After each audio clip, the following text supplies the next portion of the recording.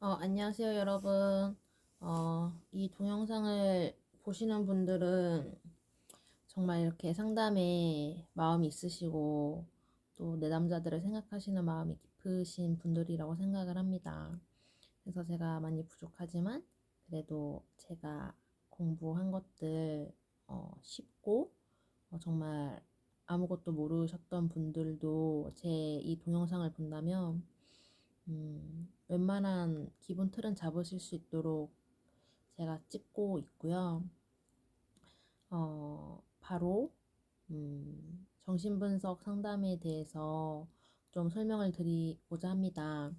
참고로 이 동영상은 정말 이 동영상을 보고 내가 공부를 한다면 정말 공부가 잘 될 거라고 저는 생각을 하기 때문에 지금 당장 종이와 펜을 꺼내 드시고 아니면 이런 한글 아래 한글 노트북으로 키셔가지고 본인이 이 강의를 들으면서 직접 쓰거나 정리를 하시면서 들으셔야 돼요.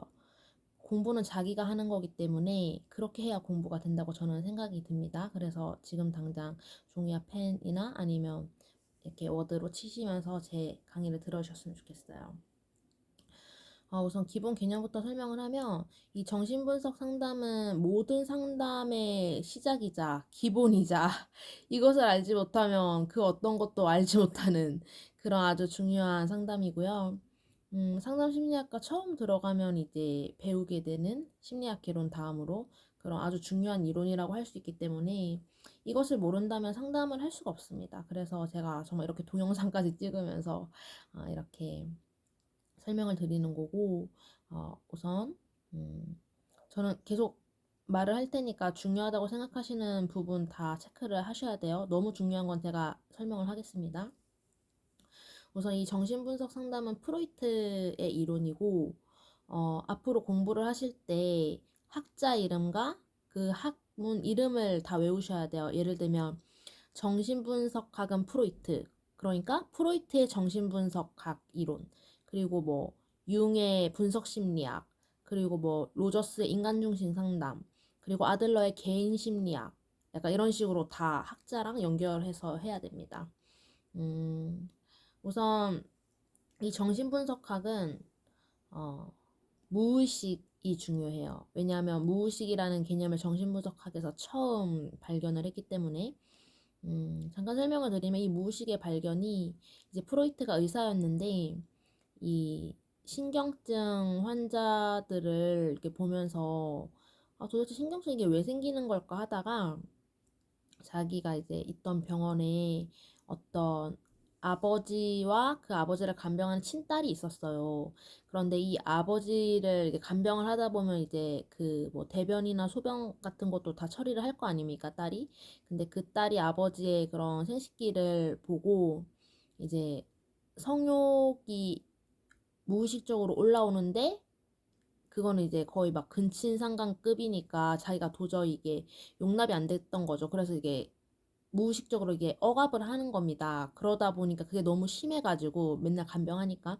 그래서 이제 막 두통도 오고 약간 그렇게 해서 이 프로이트가 그것을 보고 무의식을 발견하고, 그렇게 됐다고 저는 알고 있습니다. 학부 때 배운 거고요. 그래서 우선, 그리고 항상 모든 이론을 공부하실 때 가장 중요한 게 뭐냐면, 이제 학자 이름 외우시고, 그 다음에 인간관이 중요해요. 이 학자는, 이 이론은 인간을 나쁘게 봤냐, 착하게 봤냐, 아니면 아무것도 아닌 존재로 봤냐, 인간 어떻게 봤냐, 뭐 이런 식으로. 프로이트의 정신분석 상담은요, 인간을 나쁘게 봅니다. 음. 첫 번째는 어, 생물학적 존재로 보고요. 그래서 이제 본능이 지배하는 그런 존재다. 예. 두 번째는 결정론적 존재. 이거는 어, 생후 약 5년간 혹은 6년간의 그 경험에 의해서 나머지 모든 그 성격이나 행동이나 태도나 이게 다 결정이 돼버린다. 그리고 갈등의 존재다. 쾌락과 현실의 갈등, 자아와 외부 세계와의 갈등, 그리고 원초와 자아, 초자아가 서로 갈등하는 존재다. 이렇게 보시면 되겠습니다.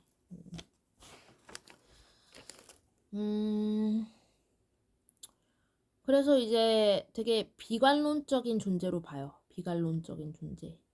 예.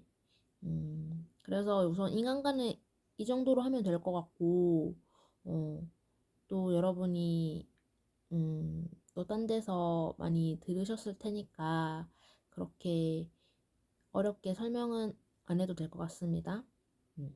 그리고 주요 개념이 있는데, 프로이트가 사람의 그런 의식 수준을 세 단계로 나눴어요. 뭘로 나눴는지 지금 한번 말해볼까요? 의식, 전의식, 무의식. 맞아요. 의식은 쉽게 말해서 저희가 이렇게 깨어있는 상태. 이게 지금 의식하고 있는 거. 전의식은 혹시 여러분의 친구는 아니고 어머니 전화번호 혹시 기억하시나요? 아니면 아버지 전화번호. 이게 좀 생각하면 떠오르시죠? 그게 바로 전의식이에요. 주의를 기울이면 이게 떠오르는. 그리고 무의식은 이제 자기도 모르는 그런 미지의 세계.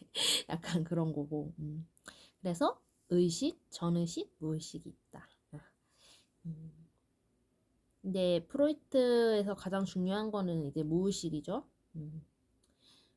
그리고 이제 성격 구조로 바로 넘어갈 텐데, 성격 구조는 원초와 자아, 초자아 이렇게 있어요.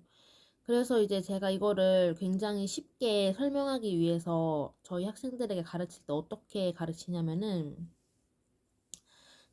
지금 종이에다가 맨 밑에 원초와 그 다음에 자아, 그 다음에 초자아 이렇게 한번 적어보세요. 순서대로 적으셔야 돼요. 맨 밑에 원초와 자아, 초자아. 그 원초와에 나 지금 쉬 마려워. 쉬라고 적으시고 근데 초자에다가 교실에서 바지에 오줌 싸면 안 돼. 이렇게 적으시면 돼요.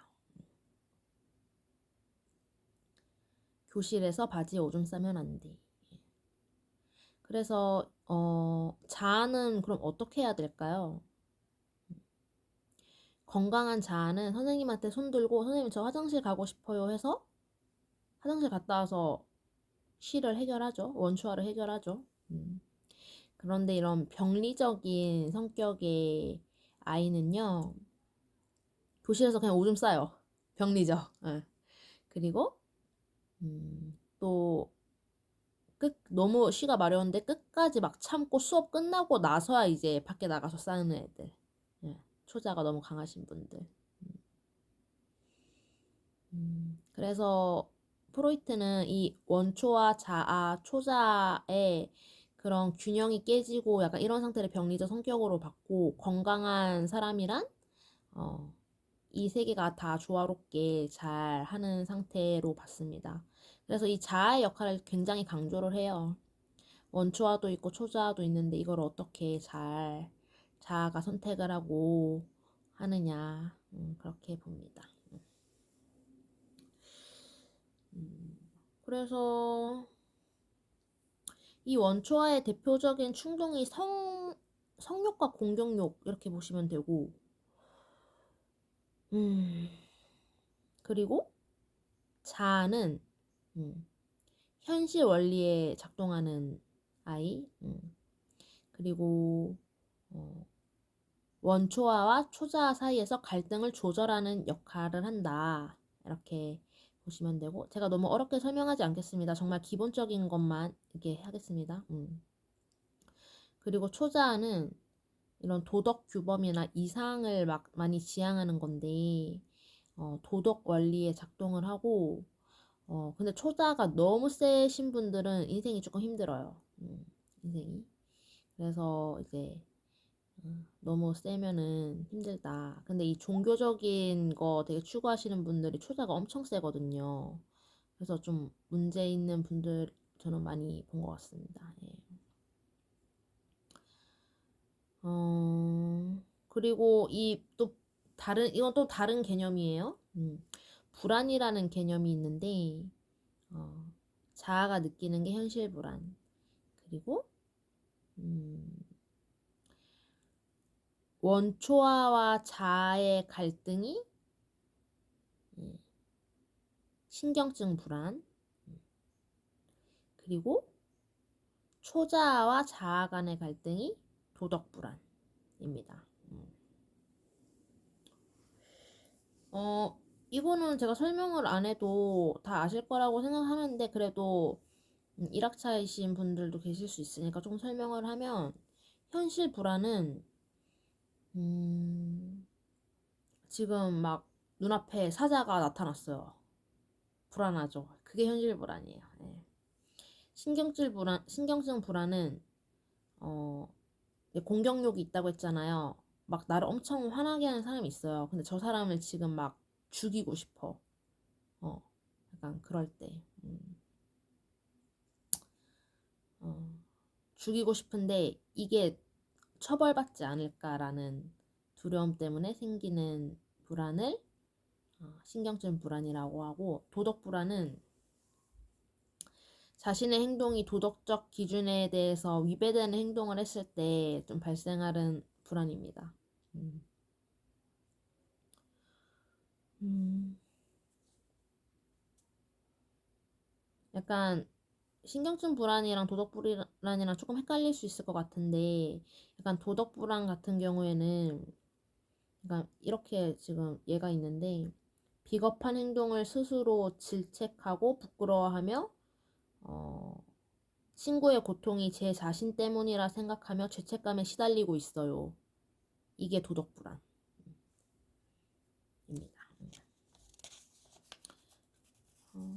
뭐 사실 여기서 더 나아가면 혼재성 불안 이런 것도 있는데, 이거는 막 신경증 불안과 현실 불안 막 이게 두 가지 다 짬뽕 돼가지고 나타나는 것입니다.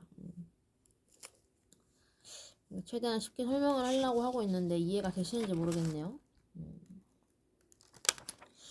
그래서 이제 다음으로는 방어 기제로 넘어갈 텐데, 일단 방어 기제에서 중요한 거는 이게 무의식적으로 작동되는 거기 때문에 자기가 몰라요. 내가 이걸 쓰고 있는 건지. 이거를 배운다고 해서 알아차려지지도 않아요. 조금은 알겠지만 알아차려지지도 않아요. 그래서 이제 정신분석학의 제가 한계라고 느끼는 점이, 아는데 안 됩니다. 예, 아는데 안 돼요. 근데 이제 우리가 다른 사람 볼 때는 그거 좀 알고 있어야 되니까 배우는 건데, 고치는데 아주 한계가 많다고 생각합니다. 하지만 이 정신분석학이 가장 많이 쓰여요, 상담 현장에서. 왜냐하면 어, 인간을 이해하는 데는 어, 정말 성경 다음으로 이 프로이트의 정신분석학이 저는 굉장히 탁월하다고 생각합니다. 실제로 저도 정신분석학으로만 거의 상담해도 뭐 나쁘지 않다고 저는 생각을 해가지고, 인간을 이해하는 데 있어서는. 네. 음, 그리고 이제 뭐 무의식이라는 부분이 되게 꿈으로도 나타나고 이런 거 되게 다 프로이트가 주장한 거예요. 그래서 괜찮고요. 그래서 이제 조금 쉬었으니까 또 방어 기제 바로 넘어갈게요. 일단 방어 기제는 불안으로부터 보호하기 위해서 무의식적인 반응이에요. 음, 이게 사람이 불안이라는 게 되게 불쾌한 감정이거든요. 그래서 이걸 어떠한 방법을 써서라도 이걸 제거하려고 해요, 불안을. 근데 우리 마음이 알아서 방어 기제를 해가지고 이게 제거를 합니다. 그래서 이제 방어 기제가 너무 지나치면은 문제가 되지만, 또 너무 없어도 조금 비인간적입니다. 제가 봤을 때는. 그래서 좀 적당히 방어 기제 쓰면서 사는 게 저는 맞다고 봅니다. 물론 저도 다 방어 기제 있는 것 같고 다 인간인데. 예. 그래서 이제 방어 기제가 되게 종류가 좀 많아요. 종류가 많은데, 그 막 이것은 어떤 종류의 하위 방어 기제는 이거고, 어떤 종류의 하위 방어 기제는 이거, 여기까지 진짜 안 가셔도 돼요. 제가 봤을 때는 이게 근데 이게 중요한 게 뭐냐면 여기서는 그 방어기제 명칭이랑 사실 정의도 외워주면 좋아요. 근데 정의도 정인데 그 예를 외워야 이게 기억에 남습니다. 그래서 제가 그거를 한번 음, 정리를 한번 해보겠습니다. 우선 첫 번째 사람들이 가장 많이 쓰는 거 억압이에요. 억압. 그러니까 저희가 다 성욕과 공격욕이 있잖아요. 근데 막 이렇게 정상적으로 사시는 분들은 딱히 낮에는 막 일상생활 할 때는 그닥 그렇게 잘 못 느끼시잖아요. 예, 그게 다 억압 덕분이에요. 그래서 이게 억압이 너무 없으면 안 돼요. 그렇다 너무 심해도 신체가 나타나고 힘듭니다. 예. 이거는 필기를 반드시 하셔야 돼요. 이거는 방어기제는 진짜 다 알아야 돼서. 억압은 어, 사회적, 윤리적으로 용납될 수 없다고 생각되는 욕구나 충동, 그리고 사고 등을 아예 무의식 속으로 억누르는 것입니다. 사회적, 윤리적으로 용납될 수 없다고 생각되는 욕구나 충동, 그리고 사고 등을 아예 무의식적으로 억누르는 것. 사실 제가 이거 상담이론가 실제 공부할 때 이 정의까지 다 외웠어요. 진짜. 지금은 보고 하는데 그거까지 다 외웠어. 그리고 억압의 예가 뭐냐면 부모나 형제에 대한 분노를 인식하지 못하거나 충격적인 경험을 기억하지 못하는 것. 그리고 싫어하는 사람의 이름을 기억하지 못하는 것도 여기 해당이 됩니다. 그 다음에 두 번째는 투사예요. 이게 망상적 투사로 굳이 안 외우셔도 될 것 같습니다. 그냥 투사라고 외워주시고 나중에 다른 이론 가서 막 창조적 투사 이런 거 있는데 그건 이제 그때 가서 진짜 나중에 하는 거고 지금은 그냥 투사라고 외워주시면 돼요. 투사의 정의는 자신의 심리적 속성이 마치 타인에게 있는 것처럼 생각하고 행동하는 것. 즉, 자신이 스스로 받아들일 수 없는 충동이나 태도 등을 무의식적으로 타인이나 환경의 탓으로 돌리는 것입니다. 그래서 이제 내가 저 사람을 미워하는 게 아니라 저 사람이 나를 미워한다고 생각하는 게 투사예요. 그리고 약간 자기가 화난 것은 생각하지 못하고 상대방이 나한테 막 화냈다고 막 생각하고 그런 거. 그러니까 이게 예를 들어서 외우지 않으면 이거는 좀 이해가 잘 안 될 것 같아요. 저도 그랬으니까. 그리고 되게 다른 방어 기제도 많은데 이거 좀 할 얘기가 너무 많아가지고 이거는 음,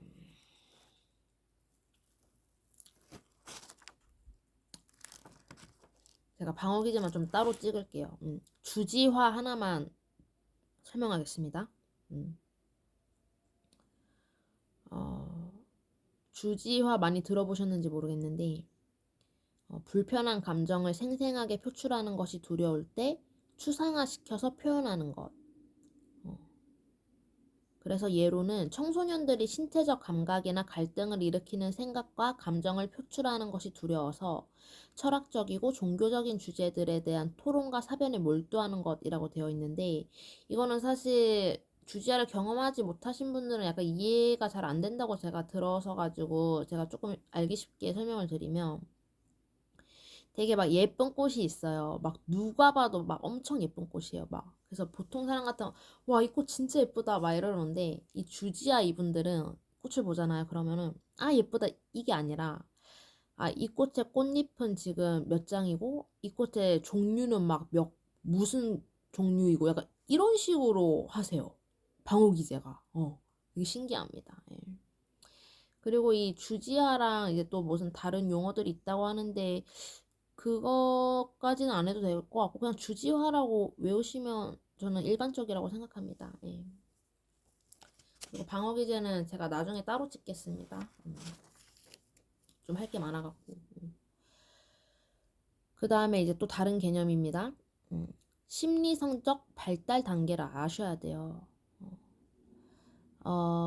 우선 이 심리성적 발달 단계가 뭐냐면은 그 프로이트는 이제 성 에너지로 사람이 뭐 좀 살아간다 약간 이런 식으로 주장을 했어요.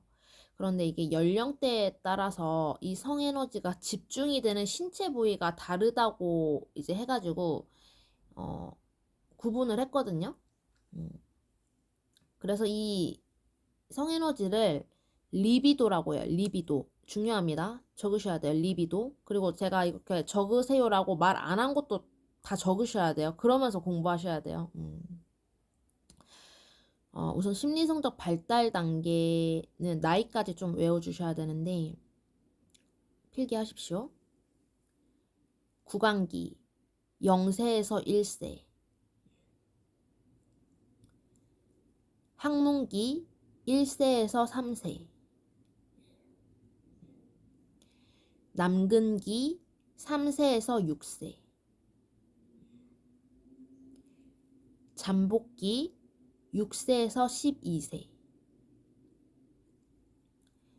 생식기 12세에서 18세예요.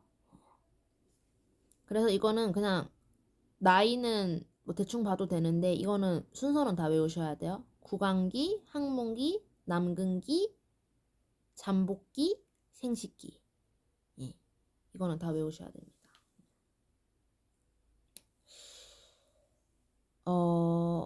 우선 지금 한번 쫙 말해보세요. 5단계.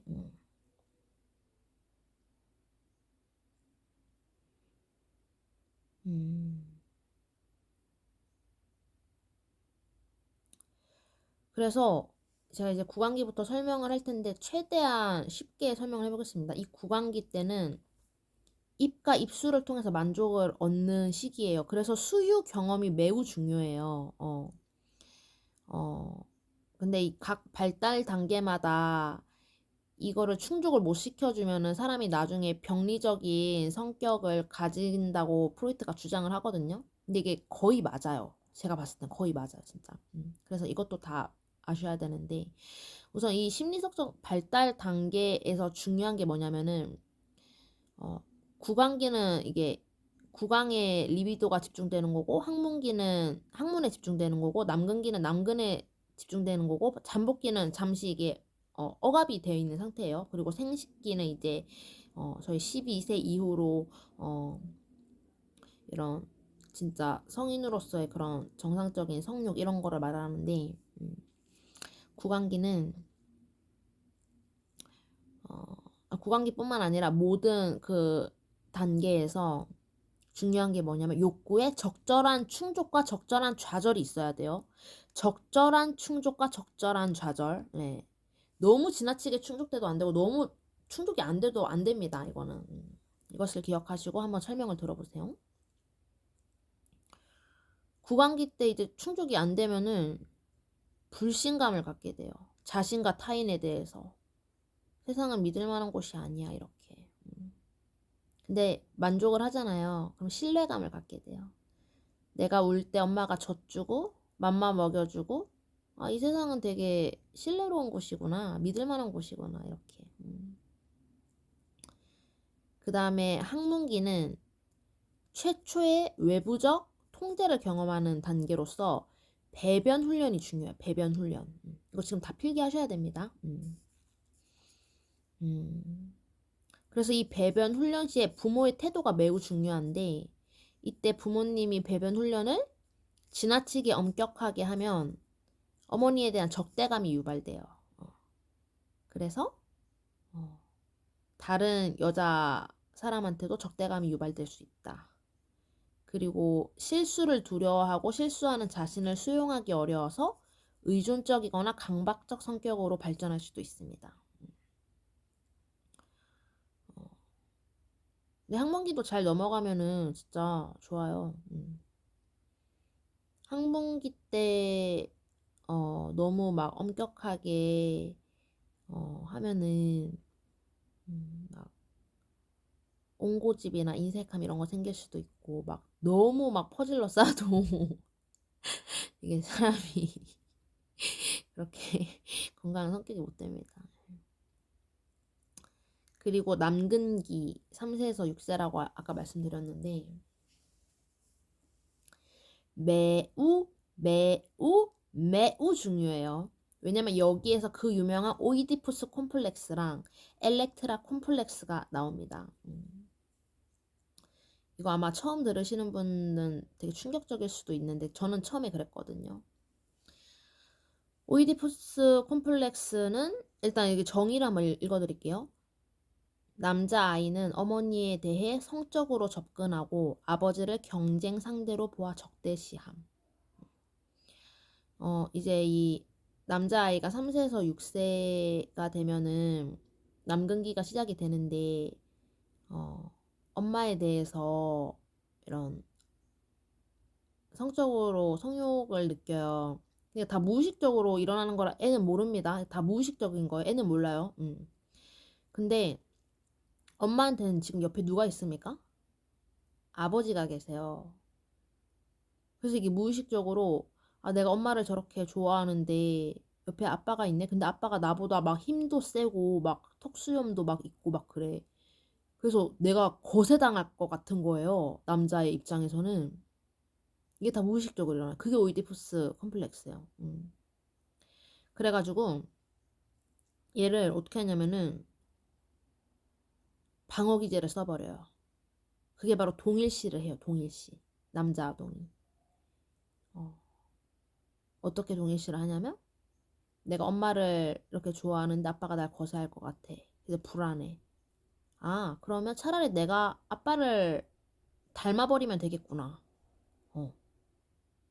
그래서 아버지가 막 수염 깎으면 남자는 뭐 저렇게 하는 거구나 해서 이제 그 진정한 남성이 되는 그런 그런 동일시 아버지 보고 많이 배우는 그런 게 일어납니다. 되게 중요하죠? 음, 엘렉트라 콤플렉스는 이제 여아가 이제 또 느끼는 건데 사실 지금 정신분석학 처음 배우시는 분들은 오이디푸스 콤플렉스만 아셔도 되고 이 오이디푸스 콤플렉스는 유튜브에 영상으로 꼭 한번 찾아보세요. 중요하니까. 그래서 이 동일시 현상을 통해서 성역학을 학습하고 초자아가 발달하게 돼요.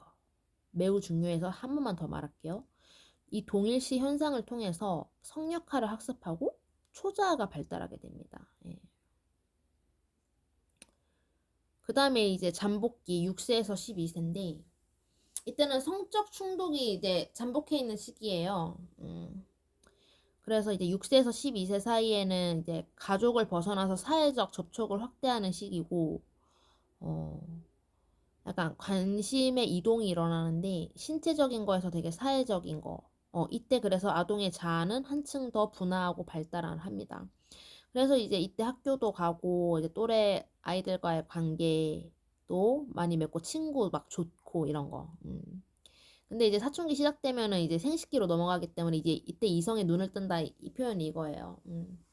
그래서 이제 제 개인적인 생각으로는 이 잠복기까지는 그래도 동성 친구와의 그런 우정이나 이런 거 많이 경험을 하는 게 저는 좋다고 생각을 해요. 근데 요새는 막 초등학교 1학년 애들도 막 남자친구, 여자친구 사귀고 막 유치원 애들도 막 남자친구, 여자친구 사귀는데 잘 모르겠어요. 저는 일단 그때는 동성 간의 우정을 더 쌓아야 되는 시기라고 생각하는데 여튼 이 생식기에는 12세에서 18세인데 성적 에너지가 이성 동료에게 향합니다. 그래서 성역할 정체감과 성인으로서의 사회적 관계가 발달을 하게 돼요. 그래서 이렇게 심리성적 발달 단계 5단계인데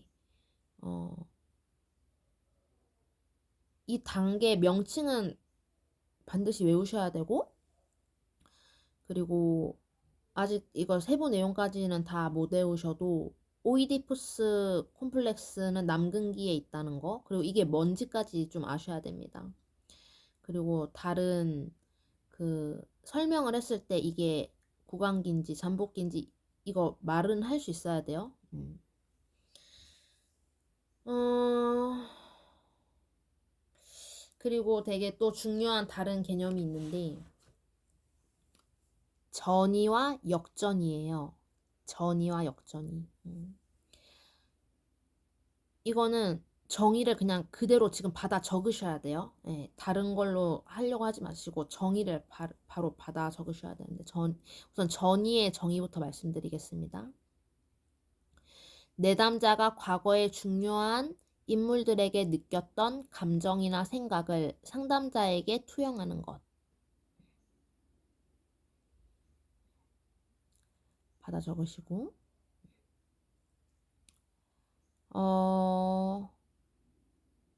이게 왜 중요하냐면 이 전의를 통해서 사람을 치료를 해요. 그러니까 이런 겁니다. 상담자, 내담자가 있어요. 근데 상담자가 이제 막 내담자 입장에서 옛날에 자기를 힘들게 했던 엄마랑 너무 비슷한 거예요. 내담자가 일단 상담을 받으러 왔잖아요. 그래서 이제 둘이 좀 관계가 좀 쌓이고 상담이 진행되는데 이 내담자 입장에서 계속 이 상담자가 자꾸 자기 엄마 같은 거예요. 그래서 자꾸 막 승질나, 막 화가 나고. 그게 전입니다. 예. 내담자가 과거에 중요한 인물들에게 느꼈던 감정이나 생각을 상담자에게 투영하는 것. 이제 좀 이해되시죠? 그래서 이 전이가 일어나서 전이가 잘 해결이 되면은 이제 심리적 힘들었던 점이 해소가 되고 이 사람의 상담이 성공적으로 가고 있다. 이렇게 봅니다. 그리고 실제로 잘하면 이것도 저도 치료가 될 수 있다고 생각합니다. 근데 이제 여기서 중요한 게 뭐냐면 역전이에요, 역전이. 역전이는 저희가 조심을 많이 해야 돼요. 이것도 되게 중요한 개념인데 정의는 상담자가 내담자에게 억압된 무의식적 갈등이나 동기를 행동으로 표출하는 거예요. 이게 무슨 말이냐면 상담자, 내담자가 있어요. 근데 상담자 입장에서 이 내담자가 옛날에 나 저기 버린 남자친구랑 너무 비슷한 거야, 내담자가. 아까랑 반대죠. 그래가지고 막 상담자가 괜히 막 이 내담자 뭔가 괜히 막 별로고 막 아우 막 그러고 약간 그게 역전입니다. 상담자가 내담자에게 억압된 무의식적 갈등이나 동기를 행동으로 표출하는 것. 그래서 이제 우리 상담자들은 역전일을 좀 조심을 해야 돼요. 본인이 해결이 안 된 게 있으면은 그것부터 좀 해결을 해야 건강한 상담을 하고 우리도 도울 수 있다. 뭐 그런 내용이에요. 음,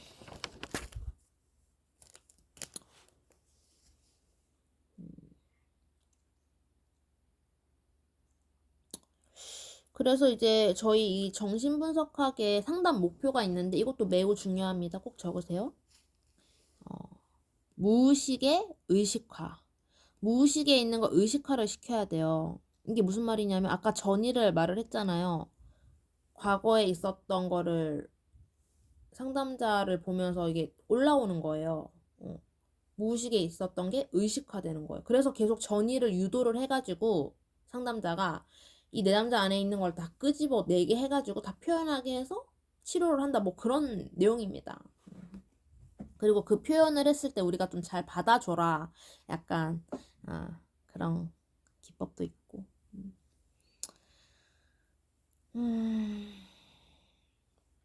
그래서 이제 또 우리 상담자의 역할을 보면 정신분석에서 이런 무의식적 자료에 초점을 많이 두고 그리고 여기서 중요한 게 우리가 해석을 해줘야 돼요. 약간 내담자가 막 근데 이걸 라포 형성이 좀 된 상태에서 해야 되는데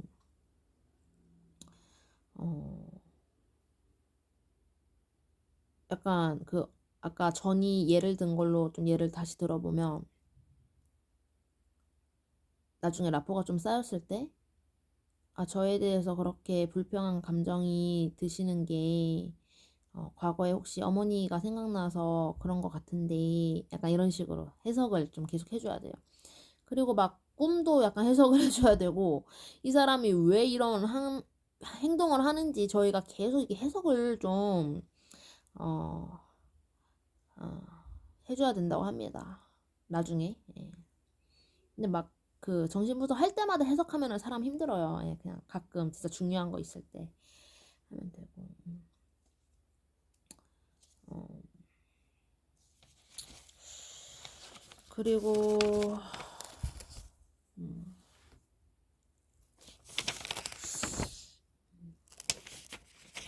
일단 조금만 더 하면 되니까 한번 설명을 하면, 상담 과정이 있어요. 저희가 심리 상담 이론과 실제를 배울 때 정말 수십 가지의 이론을 배울 텐데, 어, 수십 가지는 아닌가? 하여튼 10개 넘을 것 같은데, 이 상담 과정을 다 외우셔야 돼요. 근데 뭐 안 외워도 상담하는 데는 지장 없습니다. 예.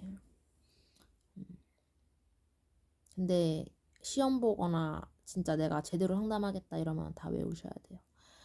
받아 적으세요. 시작 단계, 시작 단계, 전이 단계, 전이 단계, 훈습 단계, 훈습 단계, 종결 단계, 종결 단계. 그래서 이거 외우는 방법은 잠깐만요. 외우는 방법은 첫 번째가 시작 단계, 맨 마지막이 종결 단계 이렇게 외우고, 두 번째가 전이 단계, 세 번째가 훈습 단계 이거예요. 최대한 쉽게 설명할게요. 시작 단계에서는 라포 형성, 라포 형성. 이때는 막 해석 같은 거 하지 말고 그냥 다 받아주면서 이렇게 해라. 그리고 두 번째 단계가 전이 단계. 예. 이때 전이를 해야 됩니다. 이때 전이를 하면요. 어, 이때 효과가 있어요. 전이를 하면. 그때 뭐냐면 이제까지 몰랐던 무의식적 내용들을 이해하게 되면서 자신의 무의식적 갈등에 대한 통찰을 얻게 되고, 이러한 통찰은 자신의 문제를 극복하는 데 원동력으로 작용하게 된다. 또는 통찰을 통해 어린 시절의 경험을 재구성한다. 이렇게 되어 있습니다. 그리고 훈습 단계가 있는데, 훈습이라는 단어를 좀 모르실 것 같아가지고 제가 설명을 드리면, 이제 내담자가 해석을 받았잖아요. 전이 단계에서. 이때 내가 그래서 그랬던 거구나 이게 이해를 해요. 이해를 하는데 이게 일상생활에 적용하는 데는 이게 계속 연습이 필요하잖아요. 근데 그 연습할 때 상담자가 계속 지지를 하고 격려를 하고 약간 그래야 돼요. 그래서 훈습이 내담자가 이전에는 회피했던 무의식 자료를 정확히 이해하고 통합해서 일상생활에 적용할 수 있을 때까지 상담자로부터 반복적인 해석과 지지를 받는 과정을 훈습 단계라고 합니다. 그래서 이거 다 하고 나면 종결 단계가 되는데, 어, 음, 이제 전이가 충분히 됐다. 음, 그러면은 뭐 종결하면 됩니다. 근데 혹시 그 이 상담 이론과 실제에서 사용하는 용어들을 혹시 학부를 안 하신 1학차분들이 좀 이해를 하실 수 있을지 제가 좀 그것도 생각이 드는데, 음, 저희 상담의 과정에 첫 번째가 뭐죠? 접수 면접인가요? 접수 면접하고 그 다음에 초기, 중기, 종결, 추수 단계 이렇게 있었던 것 같은데, 각 단계마다 해야 되는 게 있는데 그걸 맨 처음 하셔야 됩니다. 지금 정신분석 이거 먼저 할 게 아니라. 네. 네, 오늘 정신분석 찍기로 해가지고 이거 찍는 건데. 음, 그리고 상담 기법에 대해서 설명을 드릴게요.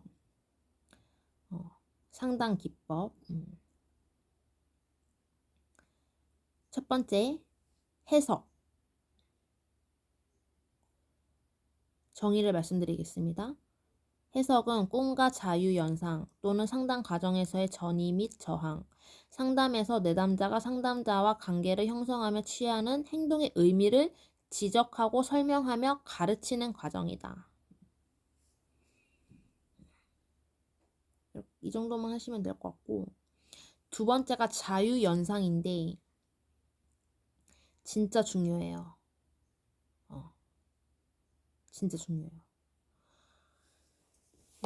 그냥 쇼파 같은데 누우라고 시켜요. 뭐 앉아서 해도 되는데. 그래서 이제 떠오르는 거 아무거나 다 말해봐. 그럼 그냥 가만히 있는데 뭐 갑자기 뭐 나무가 생각나. 그럼 나무 이렇게 말하고. 갑자기 뭐 물컵이 생각나. 물컵 이렇게 말하고.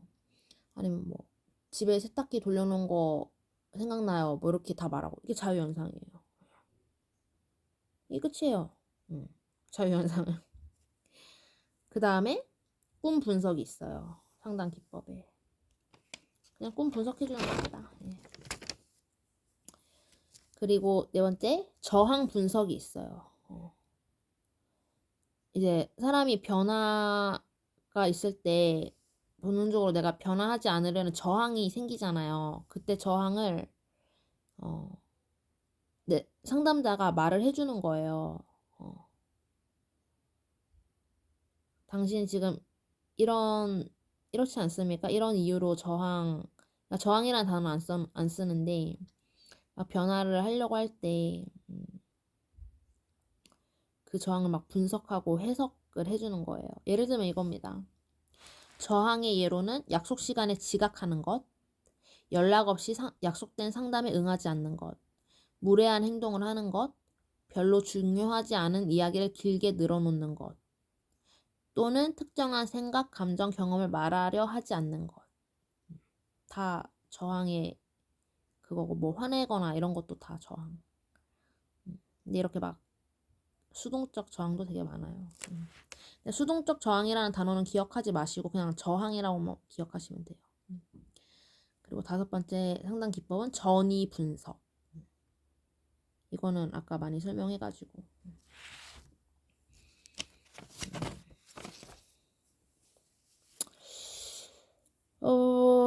그래서 우선 이 정신분석학은 저는 이제 이거를 따라갈 이론 없다 생각합니다. 앞으로도. 뭐 더 나을 수도 있겠지만. 그리고 실제 상담 현장에서 되게 다양하게 쓰이거든요. 행동주의는 바로 효과는 직방으로 나타나요, 솔직히.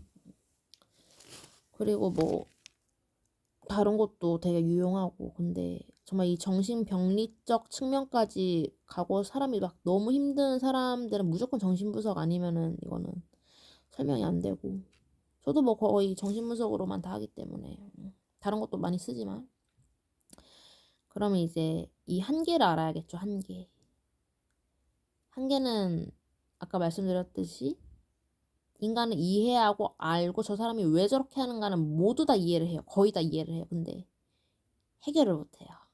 그 어떤 심리학도 해결이 안 돼요. 해결이. 못 고쳐요. 아무리 공부해봐도 못 고쳐요. 뭐 일시적인 건 되겠지만. 그래서 제가 찾아낸 방법이 있습니다. 아주 쉬워요. 아주 쉬워서 아무도 하지 않는 방법. 이게 뭐 크리스천 아니신 분들도 있을 수 있겠지만은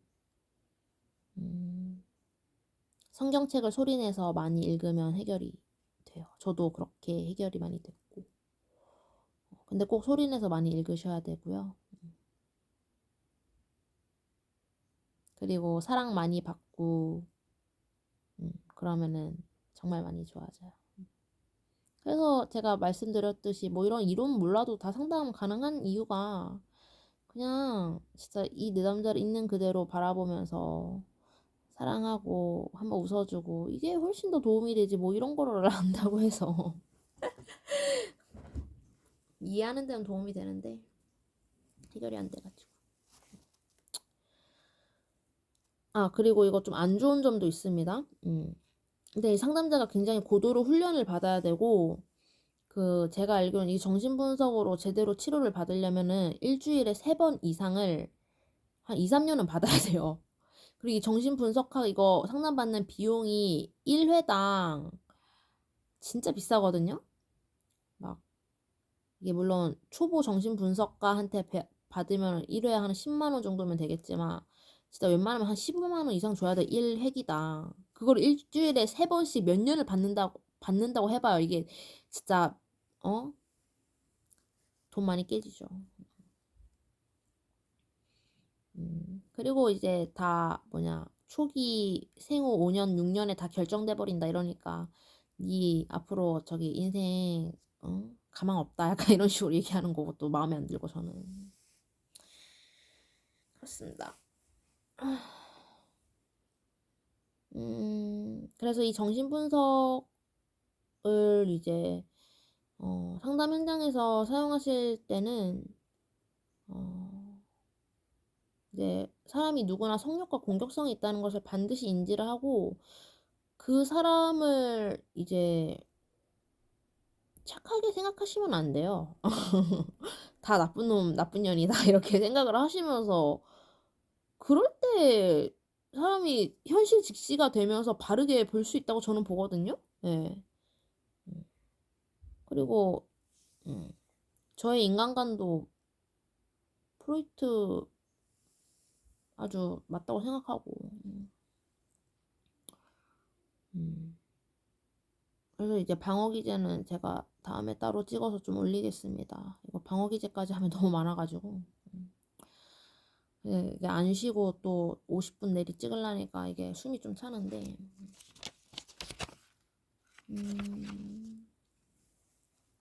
우선 공부법을 좀 가르쳐 드리면 일단 기본 그 이론들을 다 숙지를 하신 상태에서 그 다음에 어려운 거를 하셔야지 막 너무 비슷한 것끼리 다 공부를 하시면은 진짜 이거 힘들어요.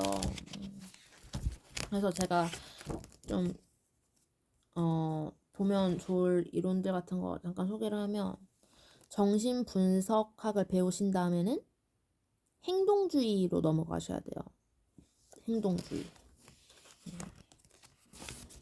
저도 그렇게 공부를 했고 그 다음에 행동주의 한 다음에는 좀 볼게요.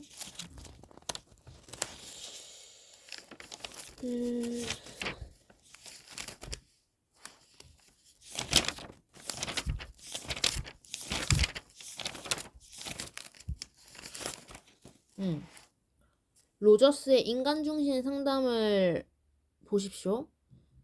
저는 이 상담 이론으로는 사람 못 고친다고 생각하는 사람인데 그나마 효과가 있는 게 좀 인간중심 상담이고 상담 현장에서 뭐 이거 안 하면은 그냥 상담 안 됩니다. 인간중심 상담, 로저스 인간중심 상담이고 이것도 막 되게 개념은 간단하지만 진짜 제대로 하면은 진짜 또 제대로 공부를 해줘야 되는 부분이 있지만 그래도 쉬워요. 그 다음에 보면 좋을 게 합리 정서 행동 상담이라 해서 REBT 이고 이것도 되게 많이 써요.